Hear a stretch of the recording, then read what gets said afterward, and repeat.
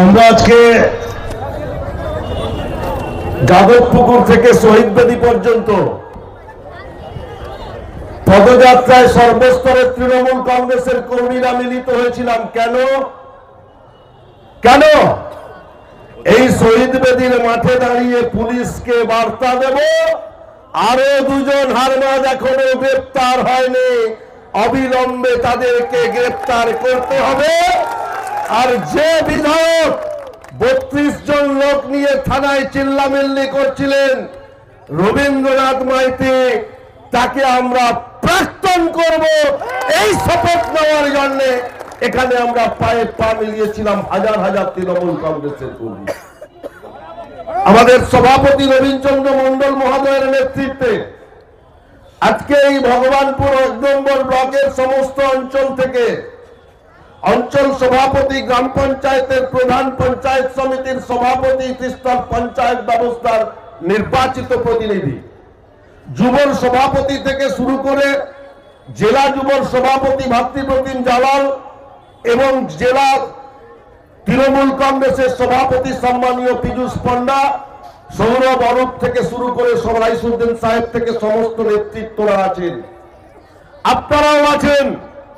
এই ভগবানপুর অঞ্চলের জলিবার বুথে বিএলও 2-র উপরে বিজেপি অমানবিক নির্যাতন করেছে, তার বদলা নিশ্চিতভাবে আমরা চাই। তবে গণতান্ত্রিক পদ্ধতিতে তার বদলা আমরা নেব, গণতান্ত্রিক ভাবে তার বদলা তৃণমূল কংগ্রেস অবশ্যই নেবে। তার কারণ বিজেপি আজকে দিশেহারা বাংলায়। কেন বলুন তো, কেন দিশেহারা ভারতীয় জনতা পার্টি? ভেবেছিলেন দিল্লি মডেল বাংলায় করব, ভেবেছিলেন হরিয়ানা মধ্যপ্রদেশ মডেল বাংলায় করব, ভেবেছিলেন বিহার মডেল বাংলা করব। আরে বিজেপি হারমাদুল মাত্রা শুনে রাখ, এটা বাংলা। এর প্রহরী মমতা বন্দ্যোপাধ্যায়, বাংলার 10.5 কোটি মানুষের অতন্ত্র প্রহরী অভিষেক বন্দ্যোপাধ্যায়। এখানে দিল্লি, হরিয়ানা, মধ্যপ্রদেশ, বিহারের পুনরাবৃত্তি বাংলায় কখনো হবে না, হবে না, হবে না। তারা নিজেরা বুঝে গেছেন। কেমন বুঝে গেছেন? না, এসআইআর থেকে বৈধ একটিও ভোটারের নাম বাংলায় বাদ যাচ্ছে না, যাবে না, এটা ভারতীয় জনতা পার্টি বুঝে গেছেন। তার কারণ অভিষেক বন্দ্যোপাধ্যায় যে সাইন্টিফিক পদ্ধতিতে তৃণমূল কংগ্রেসের কর্মীদেরকে প্রত্যেকটা মানুষের বাড়িতে বাড়িতে পাঠাচ্ছেন, তৃণমূল কংগ্রেসের প্রত্যেকটা কর্মীকে মানুষের সাথে যোগাযোগ রাখতে বলেছেন। এসআইআর সংক্রান্ত ফর্ম ফিলআপের ক্ষেত্রে কোনো সমস্যা হলে তৃণমূল কংগ্রেস তাদেরকে সমর্থন করবে, সহযোগিতা করবে। এর থেকেই বিজেপি ভীত, সন্ত্রস্ত। তার কারণ যে অভিষেক বন্দ্যোপাধ্যায় সম্পূর্ণটা ধরে ফেলেছেন, এখানে আর এসআইআর এ দুর্নীতি করে একটিও বৈধ ভোটারের নাম বাদ দেওয়া যাবে না।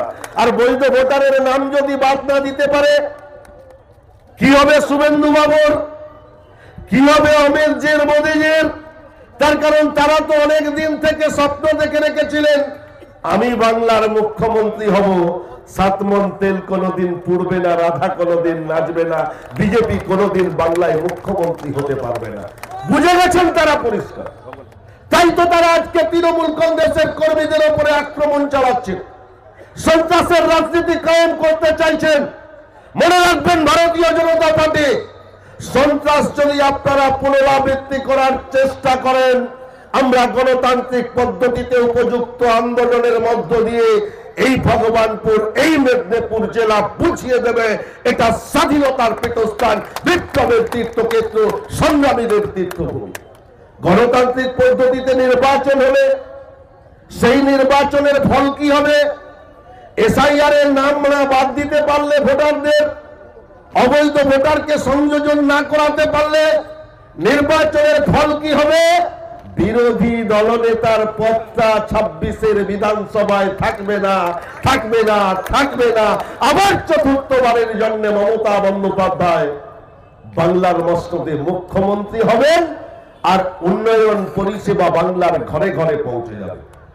আমি কথা না বাড়িয়ে, যে সমস্ত তৃণমূল কংগ্রেসের কর্মীরা আজকে সমবেত হয়েছিলেন, আপনারা প্রত্যেকেই বুথে বুথে এসআইআর এর কাজ যেভাবে চালিয়ে যাচ্ছেন সেভাবে চালিয়ে যাবেন।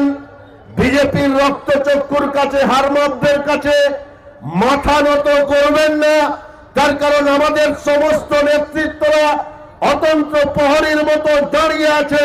তৃণমূল কংগ্রেসের উপরে অত্যাচার হলে তার বদলা তৃণমূল কংগ্রেস গণতান্ত্রিক পদ্ধতিতে নেবে, চিন্তার কোনো কারণ নেই। তৃণমূল কংগ্রেস আপনাদের পাশে আছে, বাংলার সাধারণ মানুষের পাশে, ভগবানপুরের সাধারণ মানুষের পাশে আছে। ভারতীয় জনতা পার্টি যারা বিভিন্ন ভাবে রণকৌশল অবলম্বন করছেন, অনেক দিন ধরে শুনছি মিডিয়ার মাধ্যমে আমি নাকি মোদিজিকে কথা দিয়েছি মেদিনীপুর 16-0 করে মোদিজির হাতে তুলে দেব। মেদিনীপুর দিল্লির লাড্ডু নয়, জয়নগরের মোড়া নয়, 5 টাকা 10 টাকা দিয়ে বাজার থেকে কিনবেন, কারুর হাতে ধরিয়ে দেবেন। এই স্বপ্ন মেদিনীপুরের মানুষ আপনাকে কখনো পূরণ করতে দেবে না। আমরা দায়িত্বের সাথে বলতে পারি, সর্বস্তরের তৃণমূল কংগ্রেস কর্মীরা প্রস্তুত। 2026-এ মেদিনীপুর জেলা ভারতীয় জনতা পার্টিকে উপযুক্ত জবাব দেবে, জবাব দেবে, জবাব দেবে। তার পরিকল্পনা আজকেই বুঝতে পারলেন। যে জলিমার বুথে তারা তৃণমূল কংগ্রেসের উপরে আক্রমণ করেছেন অতর্কিত ভাবে, সেই জলিমার থেকে আজকে 6টি পরিবার তৃণমূল কংগ্রেসের পতাকা ধরলেন, আরো লাইন দিয়ে দাঁড়িয়ে আছেন। শুধু সংখ্যাটা প্রকাশ করব না, একটার পর একটা জয়েনিং যখন হবে ভারতীয় জনতা পার্টি বুঝবে, মানুষ বুঝতে পারবে যে কেন ভারতীয় জনতা পার্টি থেকে মানুষ এসে তৃণমূল কংগ্রেসের পতাকা ধরছে।